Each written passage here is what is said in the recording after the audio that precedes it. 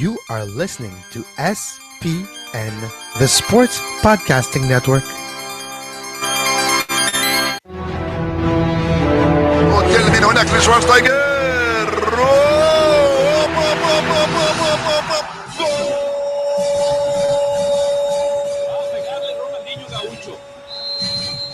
Ya lo hace, pierna derecha, directo al arco, golazo, golazo, golazo, golazo.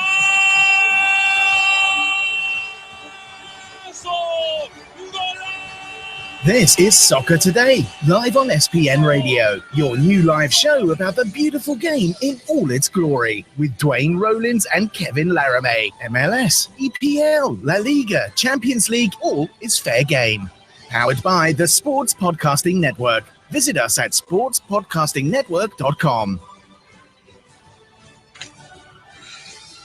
The Damien Perquis era in Toronto FC is over. Finally, the supporters' cry have been answered.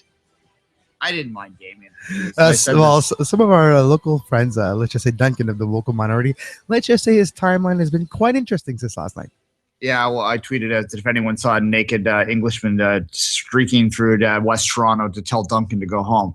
Yeah, he would have been pretty excited. Look, the problem with Damien Perquis, as it always is in this league, and I hate this, but it's the reality of a salary cap league, is you can't just evaluate the players for the players. You have to also attach their salary to it. It seems a little crass to do that, but you can't not, right? It has to be value, and Damien Perquis, quite simply, was not value for Toronto FC. He was making well over 400. He was close to a max player. The idea of a salary cap is not ours, so we don't have to justify ourselves. I feel the same way when we talk about salaries, because they're human beings with their job and it's their salary. But in a salary cap world, we're not the one who took the decision to have a salary cap league, and those discussions are more than worthy.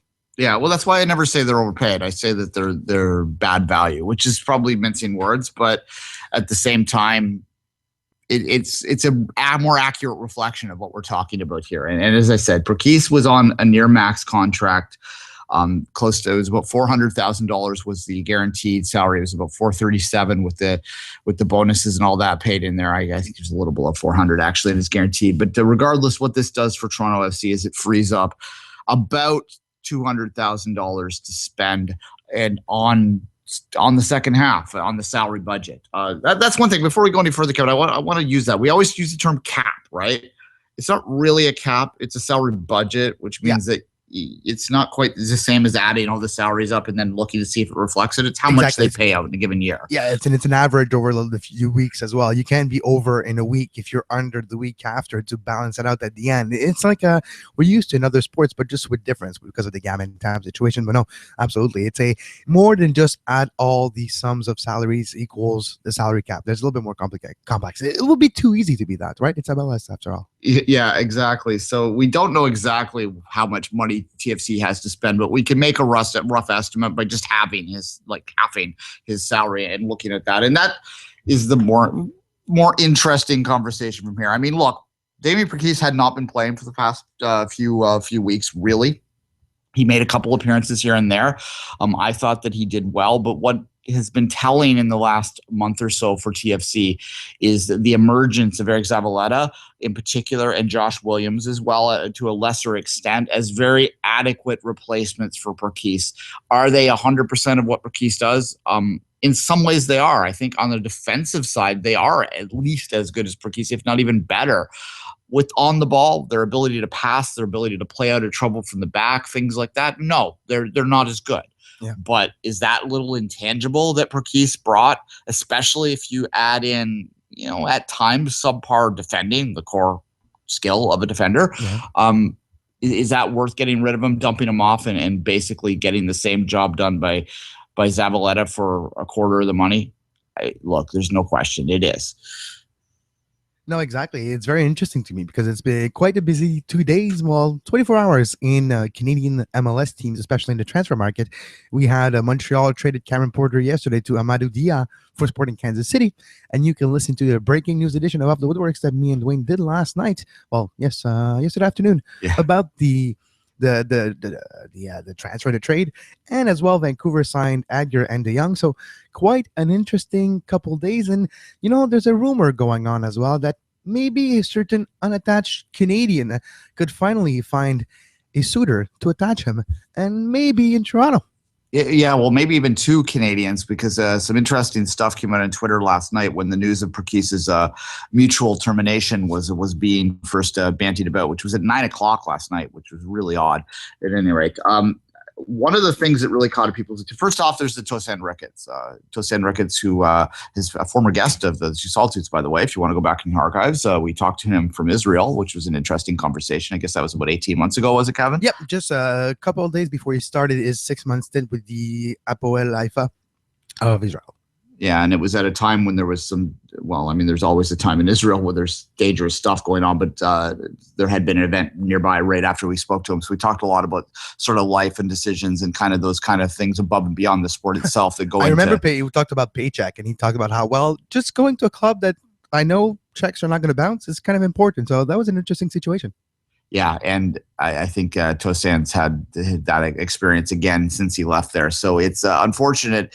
He's been looking for a contract for a while and has been training for with TFC for quite some time. It's like the worst kept secret in Toronto that he's been training, and Toronto's been interested in Tosin. Canadian international wing player for the most part. He's a forward player, but he's a player that adds more speed and versatility to the wings than he does goal scoring. If you look at his goal scoring record, he's kind of a 1 in 5 goal scorer. So don't expect him to really step up and light MLS up, especially at this point. He's never lit another league up, so I can't imagine he would this one. That's kind of the rumor there, is that it's been well suggested that he's probably on his way in. People have questioned what that means for guys like Jordan Hamilton, guys like Mo Babuli. I think it would be more impactful to Babuli because he does play that wider role. Endo as well might get his minutes impacted too. I think that's kind of where they would bring Ricketts in for. I, even as the greatest Mo Babuli fan on planet Earth, do not have an issue with Babuli getting some more time in USL. If in fact the Ricketts transfer goes through, I think that would be good for his overall development. And Duane, he's not there yet. You know what I mean? Not that the skill and the talent and the potential is not there, but as a player, he grows up, he's going to continue to grow, and he needs to have that challenge to fight for those minutes. He cannot be given or handed minutes at this stage of his career, and having a player potentially or theoretically like Ricketts to overtake, it's like another challenge in his career. Mo Babuli, over the last 4 years at least, he always answered correctly to those challenges, always performed above expectation. So it could be just another of those who, look, we believe in you, but you're going to have to fight for your job. And look, there's competition, and competition usually in a team, inside a team, for an actual spot, a roster spot, usually brings the best out of at least one of those two.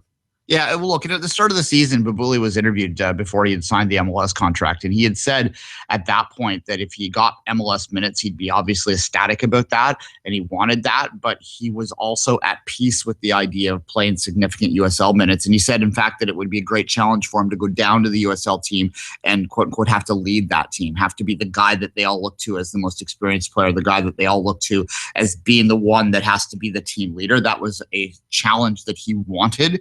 If in fact the USL was in his cards for this year. So I think, from what I know of him personally, having dealt with him in the past and hearing what he's saying nowadays as well, I think that he would be okay with a move like that, and I think that it would actually enhance his game. So if in fact TFC2 is what's in store for Mo Babuli, and maybe a few minutes here and there the rest of the way, if Ricketts comes in, then I don't necessarily think that means it's the end of Mo Babuli at TFC. It just means it's another role for him to play for the rest of the season. But there's another part of this, Kevin, that really caught some people off guard, and that is last night it came out that Marcus Haber, Canadian international, former Vancouver Whitecap, came out of that system. Spent a considerable amount of time over in sort of the lower levels of England, Crewe Alexandra most recently. He tweets out last night just a very kind of vague little statement. He had tweeted in the morning that he was on a plane flying to North America, and then he just tweeted, "In Columbus." out of the blue last night after that comes down that Perquis is no longer with TFC. This has led to a lot of people speculating that TFC might follow up the Vancouver Whitecaps with a double Canadian signing of their own, bringing 2 forward players as opposed to 2 defenders into the fold in Marcus Haber and Tosin Ricketts. Haber, Kevin, it's hard with him because he's essentially plays the same role as Jordan Hamilton and Josie Altidore. So that's a little more difficult one to wrap your head around.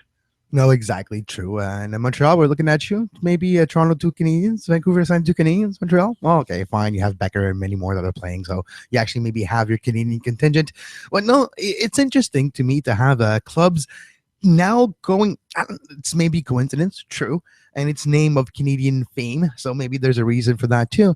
But it's kind of interesting that Canadian names, Canadian players get signed to Major League Soccer club this year when it wasn't the case prior. I don't know if there's anything behind the scenes, CPL-wise or anything, that would make them sign them maybe earlier than they would, but it's very interesting to see. It's not a Canadian turnaround, and they're not talking about a change of attitude or mentality, but it may be the beginning.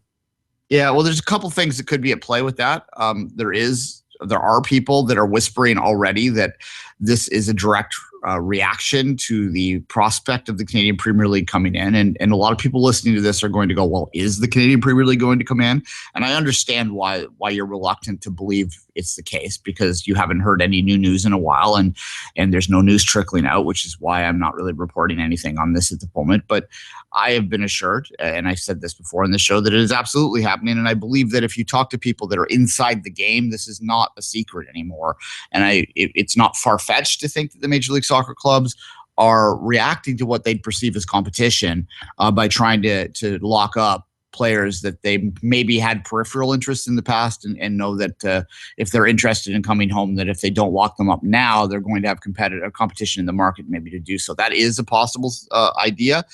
The less cynical view, the less cynical the theory on this might be that the Canadian clubs have now heard that the Canadians as domestic quotas in the United States might be loosening, which means that they're also trying to lock up these peripheral interest players they have before the American teams have full attack at them, full view of them. There is a third view here, and that's that Marcus Haber is flying into Columbus to try out for the Crew. I was going to say, yeah, because Toronto aren't playing them tonight, but Columbus, well, it's their hometown. That's where they are. Yeah, so there is that view as well. To go back, it's interesting to speculate, and it is just that, speculation. And I don't honestly care. If this is going to become a trend, then good. This is what I've been screaming about for 5 years. So if Canadian teams want to start signing Canadians and playing primarily Canadians, then all the power to them. I encourage it. I don't know how successful they'd be to play all Canadians, but and I understand that, even though I may yell for it. But certainly I welcome it. I think that to get it to TFC's only perspective for a second, to go back to that to end our conversation before Evan Ream comes on to have a little bit of a USL roundup on this USL Wednesday on Soccer Today. We never did say what the name of the show was. I guess it's in their banner. Well, yeah, it's Soccer Today, and it's Wednesday, so it's USL Wednesday on Soccer Today, which you can look forward to moving forward, the USL Wednesday. And the Evan Ream interview will also be released as a USL radio podcast as well. So at any rate, before we get to that, I want to quickly go back to TFC only and talk about the possibility of Haber coming in. Marcus Haber is a very big body. He's 6'2". He plays a hold-up game. He is a very traditional hold-up center forward. He plays a role that is very complementary to what they might want to do with Giovinco. So there is a theory out there amongst maybe some people that are overly eager to get rid of Josie Altidore, but a theory nonetheless that maybe if Haber comes in for the second half of the season, shows that he can link up well with Giovinco, be a support player for Giovinco, open up space for him with his big body, that will allow TFC to maybe move away from Josie. Because as much as Josie is an effective player when he's healthy, or when he's not playing for the U.S. He's not healthy a lot. And when he is healthy, he's often with the U.S. where he then gets unhealthy again. It's kind of a trend, right? You saw this happen with Josie, with Michael. Vicious circle it is, my friend. And that might be something that they're thinking of. And there's other ways to spend a DP slot. It's a harsh world, but we started by talking about value and salary. And if you're not playing, it doesn't matter how talented you are, you're not providing value to your salary, especially if you're also taking up a DP slot. So that as well is something to think about. Now, these are all speculations right now. We have not heard any official news on any of these signings, so we will continue to monitor this. But before we do that, we're going to take a quick break now. We're actually probably a little bit longer break as we get Evan on the line and we have a USL roundup conversation.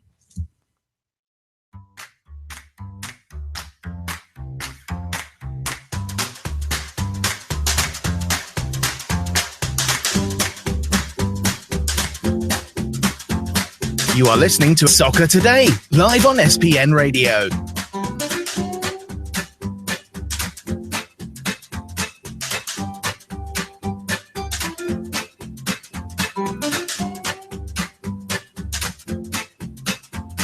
Visit sportspodcastingnetwork.com for more.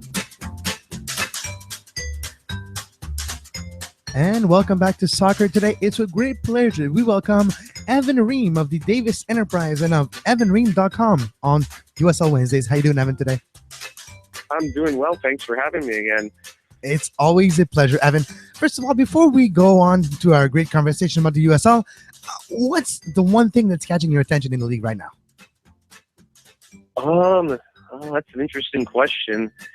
Obviously I'm more close to stuff in Sacramento than anything, but I think, a lot of expansion talk is really what's catching my eye in the league. And obviously I reported the news about Fresno possibly joining the league fairly soon yesterday on Twitter, but, you're hearing things like Nashville and, a lot of other markets. Like, I think I heard Albuquerque on Twitter the other day. A lot of stuff like that. A lot of really interested cities that I think could succeed are talking about, joining the league. So it's exciting to see, and I wonder, honestly, where it's going to end or if it will end. Maybe we'll see, 100 USL teams.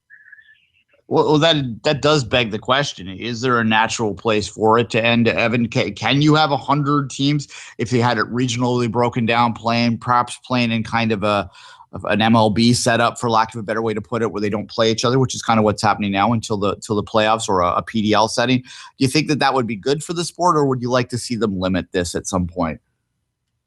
I don't really have a preference. I think it could work. I mean, obviously it works for, the NPSL and the PDL, and it's all about.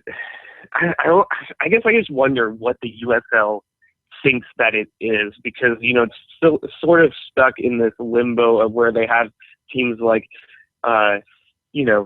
Sacramento, like Louisville, teams that are successful standalone franchises, and then you have the MLS 2 teams where it's more of a reserve thing. So, I think it's not like the NASL or the NASL knows what it is. It's, clearly a second division league that wants to challenge to be the top league in the country. And I would wonder what the USL, if they fully know what they want to be and really what their goals are. I don't know. Here's a theory for you, and let me just throw this at you and see whether you think that this would be something that would be workable. If you expand a little bit more, could you perhaps create a separate conference that's nothing but the two teams, and then have them integrated into the league and the playoff structure at the end? Would that be something you think might work? I mean, yeah, but also, is that something that MLS would want? I mean, I know that part of the reason that the MLS 2 teams are able to get good games is because they're playing the standalone franchises, and the talent in the league has definitely improved with the addition of the MLS 2 teams. And I wonder, I think MLS teams would probably be against that, and really MLS is where the money is, and so I wonder how much say they have is probably a lot with the USL. So I mean, yeah, I don't see why that couldn't work, really, but I just don't know if that's something that would happen, if that makes sense. Let's go to Sacramento for a second. Evan, second in the Western Conference, 3 points back of the Vancouver Whitecaps, to the surprise of the Western Conference this year so far. how impressed are you by Sacramento or Vancouver for that matter?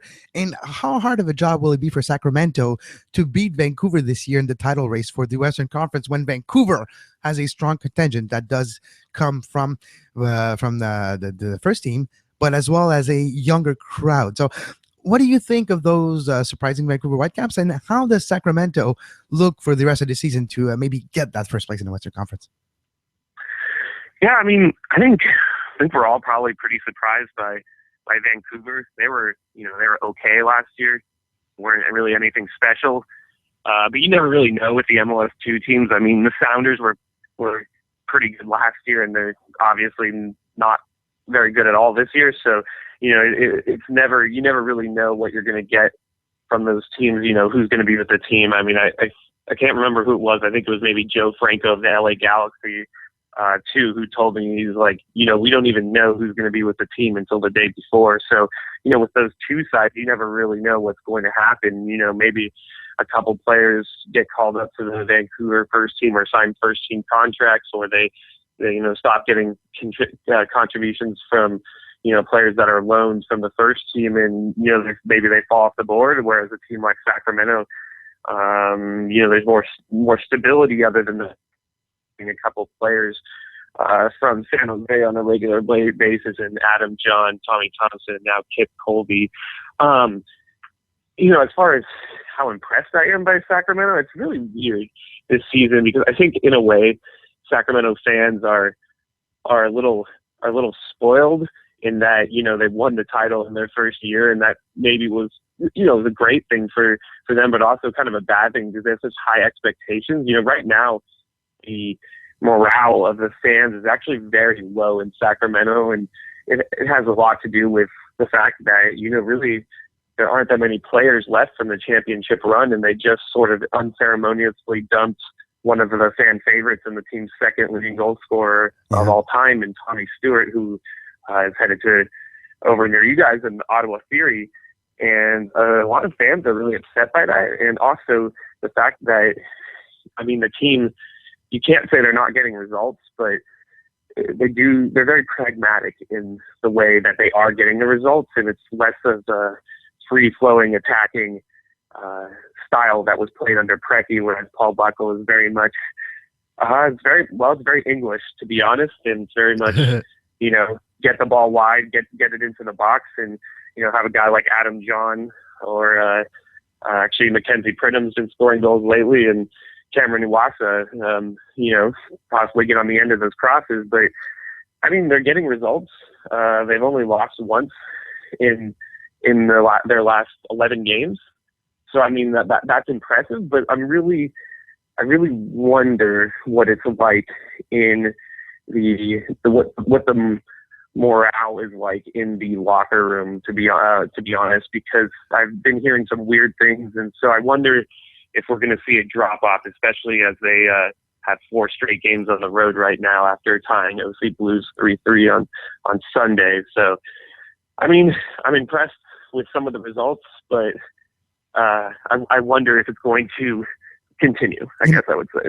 You mentioned the playing style, and that's the one question it's interesting to me. When we talk about MLS and all that, it's the playing style and pleasing the crowd with the brand of soccer you're playing is important, but at the end of the day, results matter. What you just said, it has a feeling that for me, in a USL or a Sacramento market, the how they do it is very important, and not just what they do, but how they do it. The points are not necessarily the whole story, but if you don't get the fan excited, there might be a problem. Am I mistaken? Yeah, I honestly, the team's only been here for obviously 3 years, so I think the fans are still learning, and I think, like I said, maybe they were a bit spoiled under Perquis, and they sort of caught everyone by surprise in that first year because really they got a player in Rodrigo Lopez, who had just decided to have the best season of his career that first year, and they had a ton of hidden gems, and really the USL was not that strong in 2014 before the addition of most of the MLS 2 teams.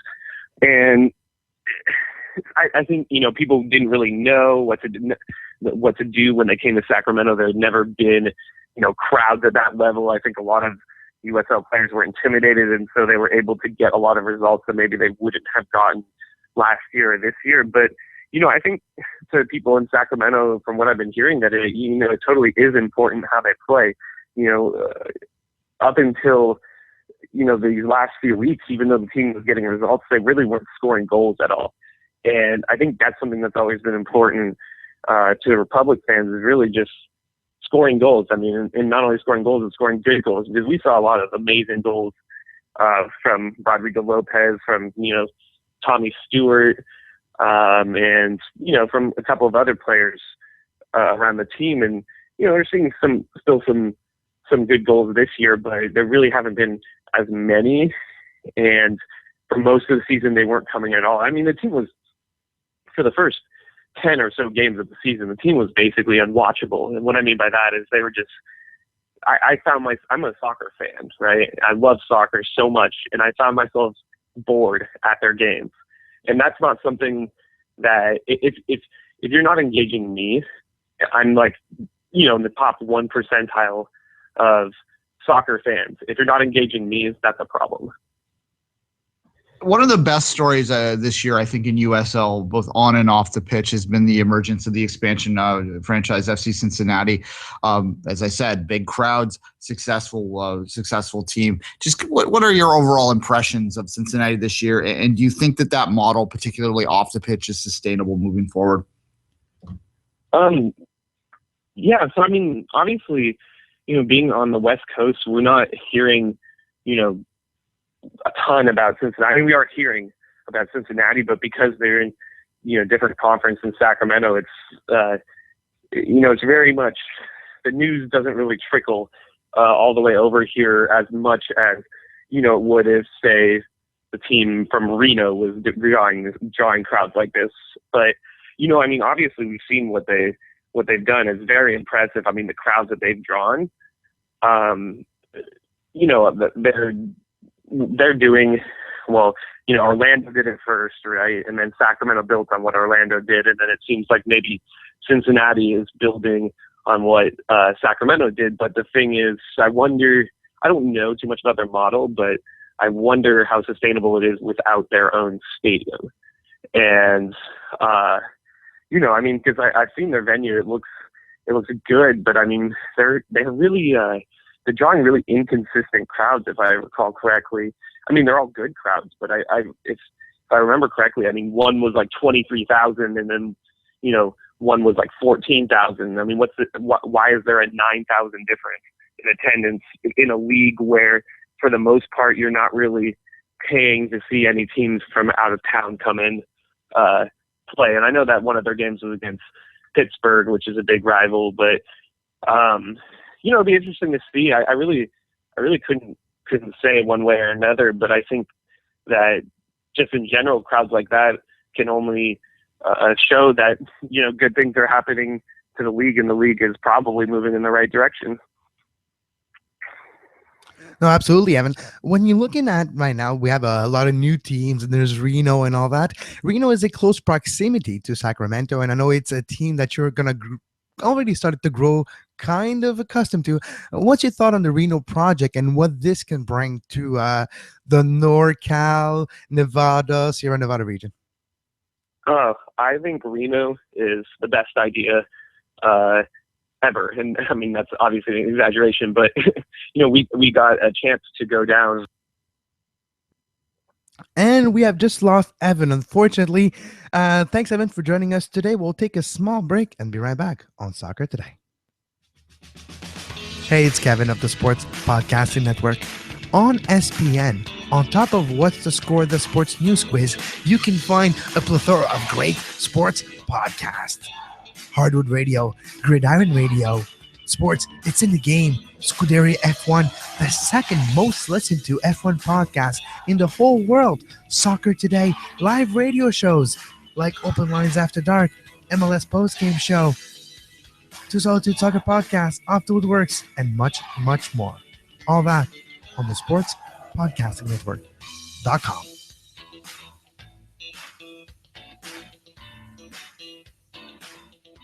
We're back. I guess Evan's he's off in the Netherlands. He out there and about in space is what I'm trying to say, Kevin. Floating away.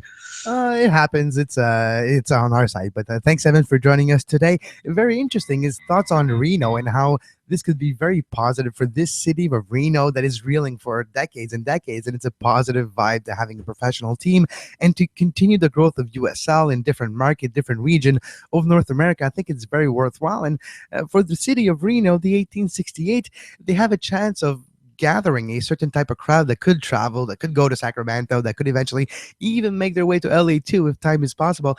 Those are travels that are actually quite fun to do, Duane.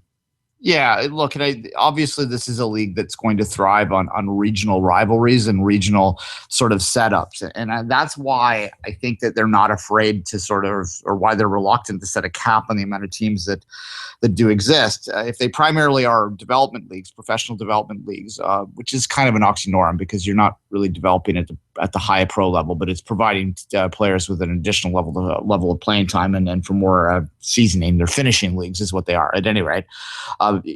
If you go that model, you don't really need to cap it. And that is an interesting place to go to, I think, in the conversation is a 100 team USL something that would benefit the overall soccer pyramid, particularly if Canada is still involved. There's some suggestion that Canada is not going to be involved in the USL anymore, but is it? That's a question because there's the CSA mandate to not necessarily give credentials to new team from Canada to play in American leagues. There's always possibility that could be changed if quotas are more than respected and implemented with those teams in Canada. And if there's ever a potential for the CPL, which is the Canadian Premier League, if that comes to fruition, then maybe there won't be any more USL team. But maybe what the CPL could become and take shape is a division of the USL itself and have a league in Canada. That's a possibility. No. I'm cutting you up there. It's got to be a higher level. The Canadian Premier League aspires to be much higher than USL, Kevin. Well, what is it much higher for you? The NASL? Is it really higher than USL? That's a question. And pragmatically, that's exactly the level that would be.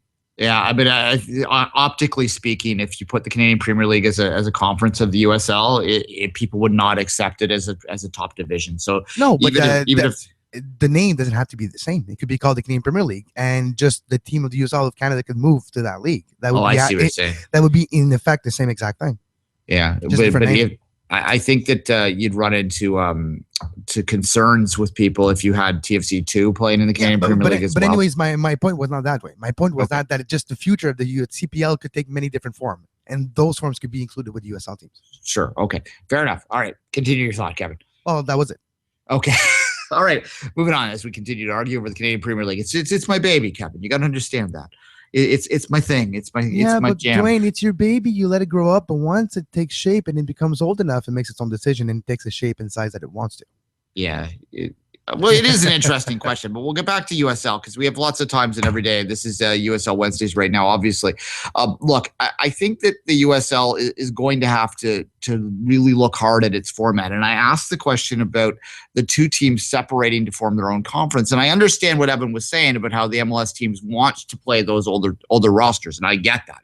And it's a good thing. But I do also think that ultimately, as I look at the standings here and you see like 6 of the bottom 12 teams or 2 teams right now, I don't know what that does for USL. And if you're USL, you're going to have to at one point define exactly what it is you want to be. And that might include segregating these divisions. And I'm using that term purposely so that you have, I don't even want to say pro-rel, but that kind of idea where you have a level 1 USL and a level 2 USL and a level 3 USL, and the teams find the level they want to compete in within that. You could have a playoff structure set up which would allow the different levels to compete for overall championship, or you could have a USL 1, 2, 3 championship. I think that might be the long-term thing that works the best for this, because I look at teams like FC Montreal, Kevin, a team you're most familiar with, and I know their model and I believe in their model, but I don't know whether or not they're ever going to be competitive at a USL level if they continue to operate that way. And I don't necessarily blame them for operating that way. Do you know what I'm saying? Well, exactly. We did a special 1-hour roundtable yesterday on the Press Spot Hack Tricks with me, Sofiane Benzaza, who is the color commentator of the FC Montreal, and Arcadio Marcusi, who is the color commentator of the Montreal Impact games on the French radio, we did an hour on the exact subject of the FC Montreal, since their existence, what they look like. Is the model okay? Should they evolve? We even talked about, should the coach get fired? We actually went through the whole situation, and there's a lot of different topics that came out, a lot of different points that is really interesting from that conversation. When you're looking at the FC Montreal team, the way they've adjusted over a year and a half, they went younger, they went different academy product, and they tried things. They're really offensive. They're taking risks on the pitch. They're trying to make players understand the risk, reward type of situation on the pitch and all that. It's all well and good. The one thing we haven't seen Montreal do compared to TFC or Vancouver, especially this year, a certain adjustment of how they do things. The Montreal aspect of we're just academy, it's well and good, but it seems like it's missing a piece or two to that veteran presence, maybe that famous USL lifer, maybe that old veteran presence to help the young kids break that ceiling. Maybe one or two of those can help a team like FC Montreal gel together. It's not just about results, it's about development. But a 32-year-old journeyman that knows the league, knows how to be a pro, knows how to handle his body, knows how to handle every situation, his emotion in check and all that, his contribution to off the pitch to those kids can really be helpful. Because when you're looking at an academy system like Montreal with a very young team, and the director of the academy is the same as the coach, it's hard to make the difference between discipline, between coach, the lifestyle, the organization of your life, all those things combined of being a pro. It's all at the same time. So maybe there's a need. Maybe the pyramid of the Impact is not even complete. I would say maybe there's a PLSQ team missing, which we have seen with TFC2, that it does help in League One Ontario to bridge that gap from academy to USL. Maybe that's missing, or maybe playing minutes. That was a big topic that came out yesterday. And maybe we're looking at the FC Montreal. It's the only team in the entire league that the director of the academy is a coach of the top team of the academy. It's all well and good. Is it a job that is it two jobs that are in conflict with each other? Maybe yes, maybe no. It's just a question, and I'm asking because for me, if you are growing in the same system for 4 or 5 years, and it's been the coach of the academy, where it works, who to go talk to, how it works. But then when you become a pro, to make that demarcation from academy player to pro player, you would think the environment would change. Maybe that's something to do with it, or maybe not. Maybe I'm just in left field, but it's something I do feel it's deserved to talk about. Yeah, look, you mentioned the PLSQ model, and for American listeners that are unfamiliar with what we're talking about, the PLSQ is is it semi-pro or is it the top? It's semi-pro Division 3. It depends how you look at it, but it's exactly like League One. It could be considered semi-pro, but it could be considered a Division 3 in Canada as well. Yeah, it is a bridge level, and there would be teams within the PLSQ just like in League One, and I'll talk about TFC in a minute here because I think that the model that you're talking about is best reflected by what they have right now. That providing that bridge team between guys that are playing in the U.S. Like the U.S. Development Academy, right? Between U16 and U18, where in teams in Canada don't have necessarily a full-time league with the amount of games as high as necessary to develop as much. They have to find games, play more friendlies, and find friendly tournaments and all that. But between 16 and 18, that's where they need to play. Yeah. Well, yeah, they're playing right now against same-aged opposition, Montreal's academy, Vancouver's academy as well. They play in the U.S. system, right? They play in that academy league. USSDA and all that, yeah. Yeah, and TFC does not, and there's a philosophical reason for that. They believe that their players are going to evolve more if they play high-level amateur or semi-pro level men, and that's essentially what TFC2 does. And TFC structure is as such. You go through your youth academy systems, and by the time they get to the older ages, so say above like around 16 and up, they're in what they call pods, and the pods play different places depending, and they kind of rotate the pods even. So they have a PDL team right now with the TFC that one of the pod plays in, and they have a League One Ontario team, and that League One Ontario team is like 15 and 16-year-olds for the most part, and they're playing game in, game out against NCAA players, against players that are back for the summer playing for their League One Ontario team that are normally NCAA. So they're playing a much higher level, and TFC Academy over the last 2 seasons. In their first season in League One Ontario, they dominated it because they put their very top prospects in it, and they killed the league bluntly. They were undefeated. They saved one cup game.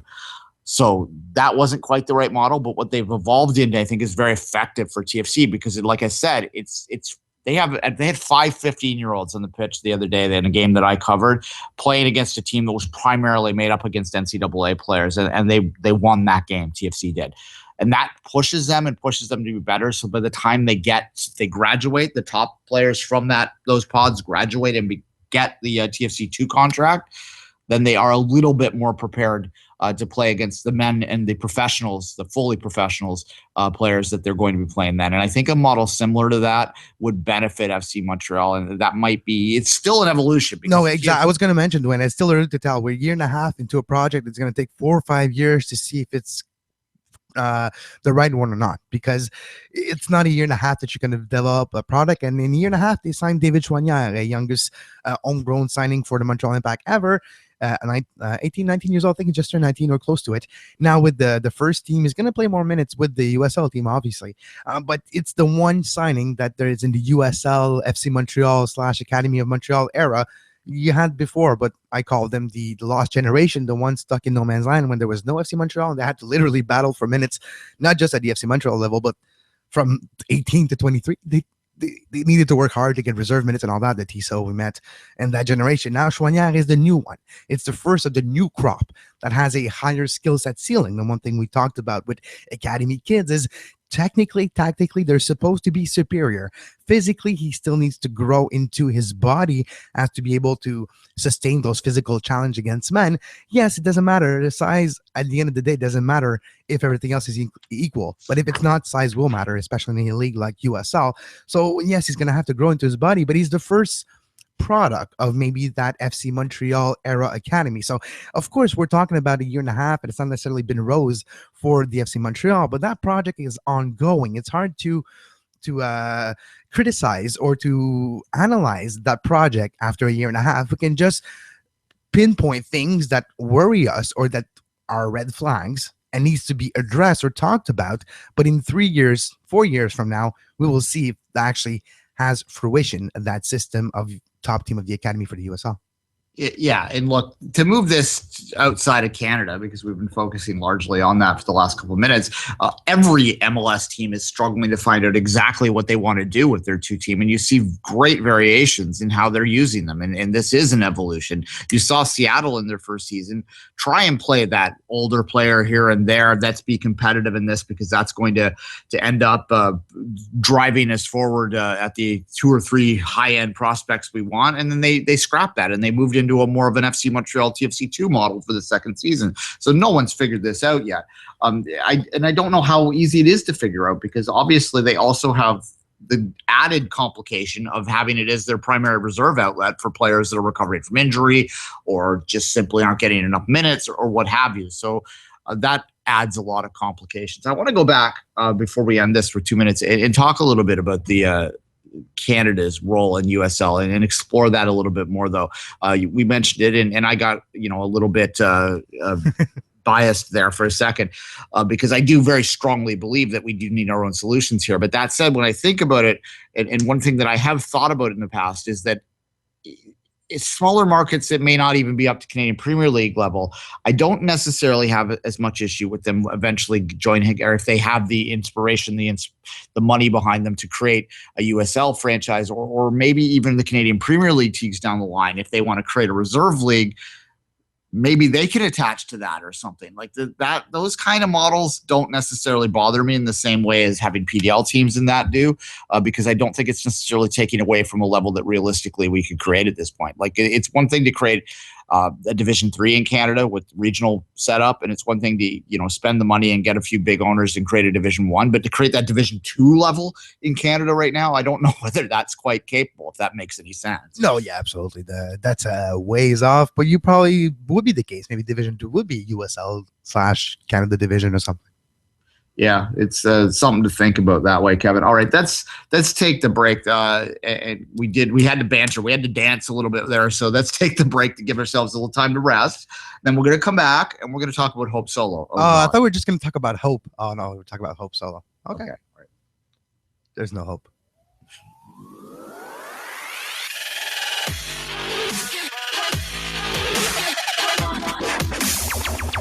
You're listening to Soccer Today on SPN Radio. You can find the on-demand version of this very show on iTunes, Stitcher, Feedburner, Podbay Player, Podbean, anywhere you get your podcasts under the Sports Podcasting Network feed. Subscribe to our YouTube page to make sure you never miss a live show talking about soccer today, the MLS postgame show, open lines after dark, 5 rings daily during the Olympics. Make sure you subscribe and give us a follow on Twitter at SportsPodNet and like our Facebook page, facebook.com/Sports Podcasting Network.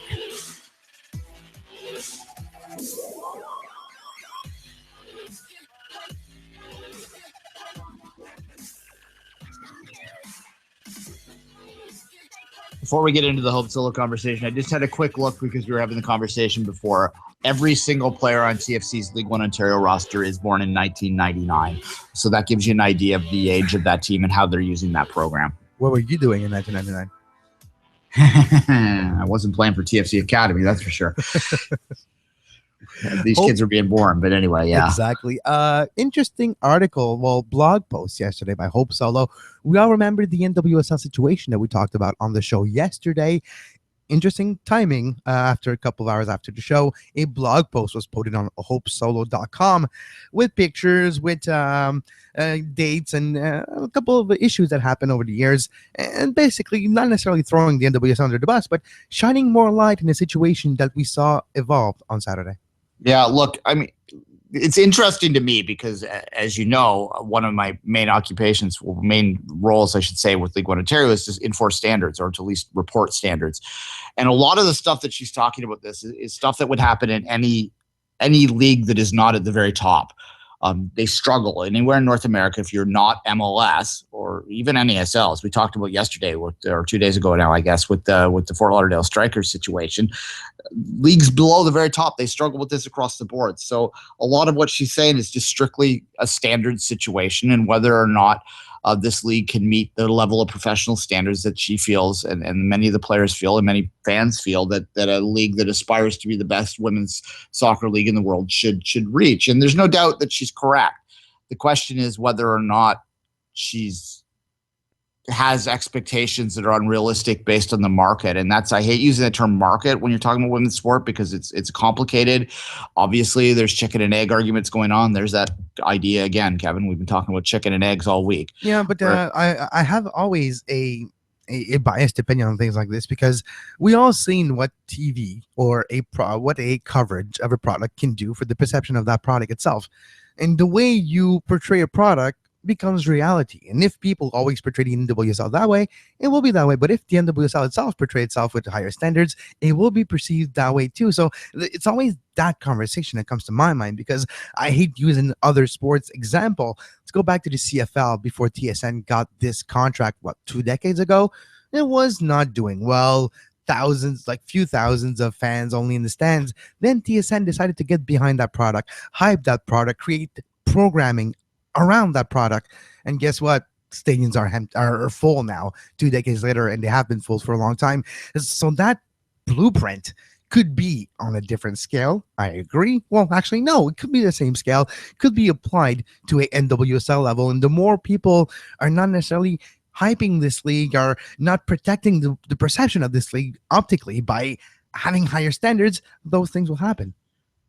No, I don't doubt it, and I agree with you that standards are vital to a professional league. Again, and I hate to keep bringing League One Ontario up, but I will, because it's a direct comparison here. That's a big part of the mandate, is to make sure that the clubs are reaching standards of professionalism that they haven't in the past, to make them aspire bigger. It's not just that league is not just about developing the standard of player. It's about developing the standard of clubs too.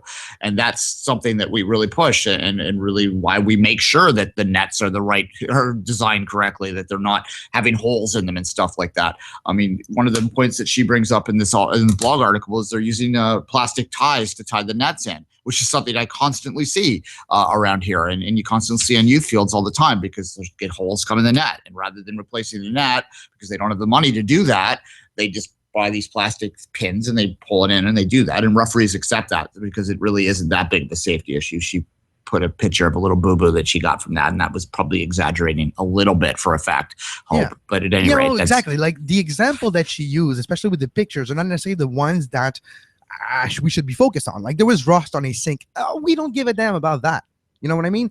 But the rest of it, that's where she actually nails it a little bit, I think, with how players are portrayed, the timing of a game, before, after, things like this are kind of interesting. And the fact that sometimes they're just bantered around. Okay, you're going to be here. Oh, no, never mind. You're going to be here. Oh, okay, never mind. We're just going to change the time. Those are the type of thing, really, that actually affect me professionally wise. Like this is the type of behaviors that need to change. If there's rust in a sink, that is a little bit different. Yeah, and it makes me question. And look, no one has.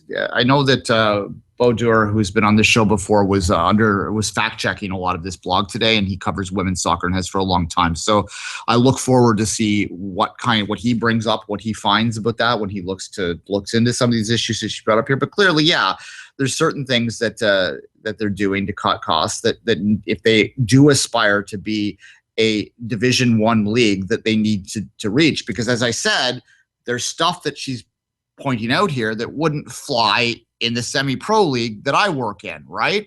So if it's not going to fly in semi-pro here in a regional league, it shouldn't fly for a Division I league for women. Now, there are some concerns I do have, and I am going to try to be a little balanced by looking at this. And I do question when, a player that is involved in with the U.S. women's national team, where they have a provision in their contract to play in NWSL that ensures that they remain the highest paid player on their team regardless of salary, right? So that no player that's not within the U.S. women's national team can ever be paid higher than a U.S. women's national team player on that team. That's in the contract. So I have a little bit of issue with her talking about how much other players on our team struggle when one of the things that's holding back their salaries is that provision. However, I'll just put that out there.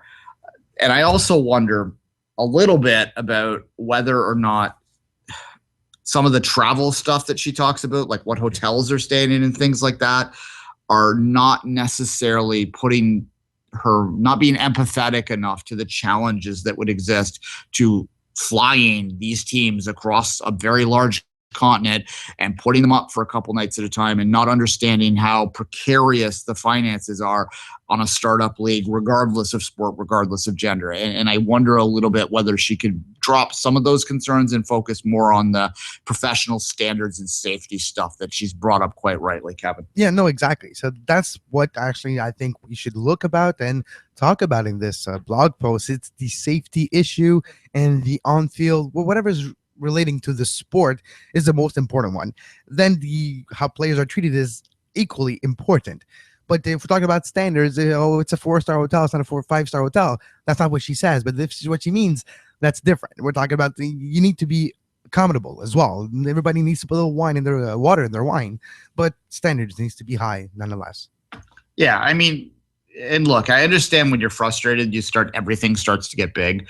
But I think there's also a point where, one of the things that she complained about was that there was a furry convention happening at the hotel in Portland that they were staying at, and people that follow the league sort of said after the fact that the Portland hotel is a very nice hotel, and that the fact that there was a convention booked there at the same time, that's nothing to do with the league. It's just luck, right? And it has nothing to do with the team itself, and they're allowed to have conventions in hotel. And if you're like 300 people having a convention and there's a pro team coming in hotel, guess what? The pro team's not going to have priority. And that's just life. Life isn't always what you want.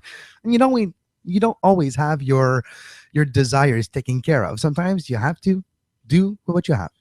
Yeah, and but not in the salary and safety reasons. I want to make sure though that you're allowed to complain about your safety and how you get paid if you think you're being unfairly paid. That's a different topic than complaining about a conference in your hotel that you're not happy with.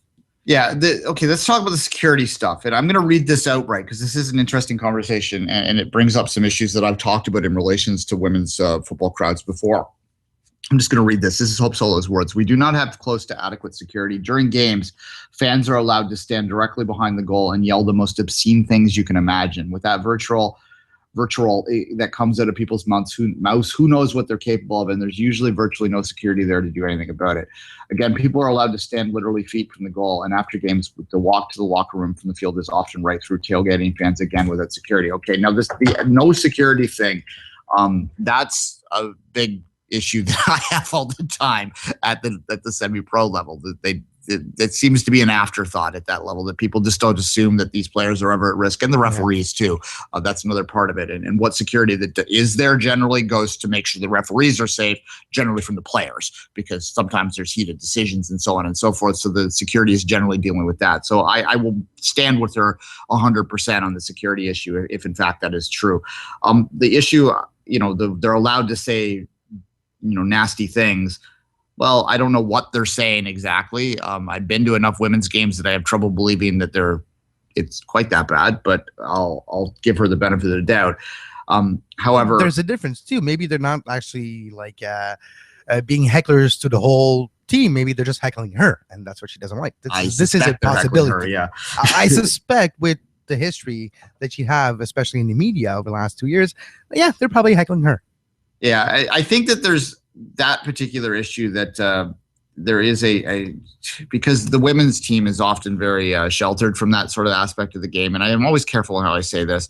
I think that they react a little bit differently to that. I don't think that's a gender issue necessarily in the sense that not necessarily overprotected, but the way you mentioned it, they're shielded from what actual reality of pro sports can be sometimes. Yeah, when they play the national team, they're heroes, right? And everywhere they go, that's exactly how they're treated. They're not exposed to negativity at all in the stands and in the cheering. And that's just not the culture of the U.S. women's national team fan base. So I can see at a club level where things are a little edgier, that might rub people the wrong way. I just don't have an issue with it being edgy, I guess is where I'm coming at with this. Obviously, you can't cross a line, and I don't know what's being said exactly. And I'm not trying to justify homophobic or sexist or any kind of things like that, like zero tolerance for sure, 100%. And that goes back to the security issue, but just merely you suck, holo? No, I mean, whatever. That's I don't really have a concern. Exactly. If the line is not crossed, then you have to deal with it. If the line is crossed, then you have to deal with it accordingly. But if it's all fair and good and the good spirit of the game, well, you kind of have to take the word that starts with P and four letter. Yeah. Literally, if they're allowed to stand like where they can touch the goal, like at the baseline or the touch line, then that's an issue too. But if the stands are just close to the goal, have you been to Saputo Stadium? It's like 1.5 meters out behind. So if you've been to an actual soccer stadium recently, it's usually the case.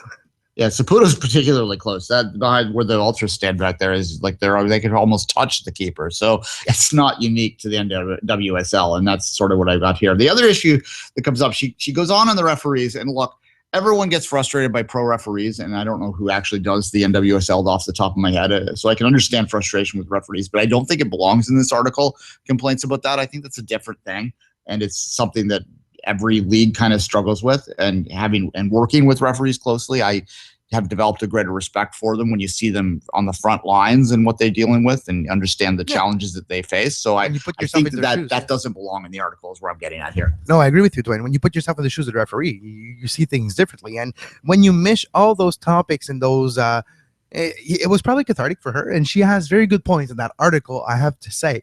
But when you put everything together, you run the risk of, well, if somebody pinpoint one of those two things that you mentioned and it's not actually factual, guess what? The whole blog post is going to fall and everything's going to be viewed as non-factual. So yeah, it's kind of a risk when you put all those things combined together, when all your frustrations are all combined together in one blog post, it could be dangerous. Yeah, there's a line in the referees paragraph, our safety should never be compromised ever. And I really I struggle a great deal to believe that the referees are not putting their safety first, because every referee I've ever worked with, that is absolutely their number one priority. It's drilled into them. And if these are referees that are getting to the caliber where they're refereeing professional games, I strongly think that maybe that's not what's happening, and that's just her perception, which, perception is everyone has one, right? But I struggle with that. And again, I don't think the referees, it muddies the waters by having the referees stuff in here. So are you saying perceptions are like a certain body part that everybody has, but you don't have to show it? I suppose, I guess. Yeah. All right. Look, the bottom line I have with this is, again, and there are people out there doing fact checking on it, and there are some very legitimate considerations here. There also are legitimate costing situations or considerations that might prevent some of this stuff from being addressed to the level that someone who's used to the first class by dealing with, as much as they get dealt with quite well at the national team level, we'll say. So that it's not the same for at the club level, and I don't think that the NWSL is close to being financially stable enough to get up to the same level that you would see at a national level yet.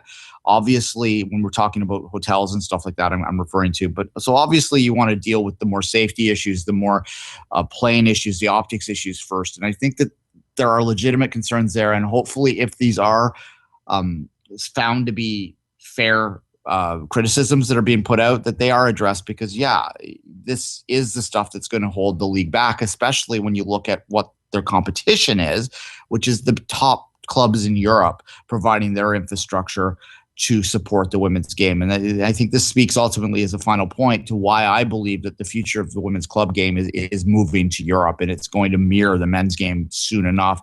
And that the days of the top women's league being in the United States are, barring a major cash infusion, likely to be nearing their end. I have to say too, because we never hear about this stuff in Europe. The UEFA Champions League is literally just piggybacking, maybe, but they're using the same infrastructures, and you do see a difference there. So it is very interesting, and it is something we have to follow over the next few weeks, because there is going to be, like you mentioned, Baudouin is factually checking this blog post. We will have ramification coming in the next few hours, so it is a topic that's worth following.